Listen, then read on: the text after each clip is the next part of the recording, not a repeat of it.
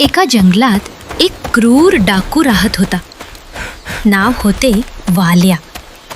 तो लोकांना लुटत असे. एक दिवस महर्षी नारद आले आणि विचारले, तू पाप का करत आहेस? वाल्यानं म्हटले, मी हे माझ्या कुटुंबासाठी करतो. नारद म्हणाले, तुझे पाप कुटुंबासोबत वाटेल का? तेव्हा वाल्या घरी जाऊन आपल्या बायकोला आणि मुलांना विचारतो, तुम्ही माझ्या पापात सहभागी होणार आहात का? पत्नी आणि मुलांनी म्हटले, हे पाप तुझे, आम्ही त्यात सहभागी होणार नाही.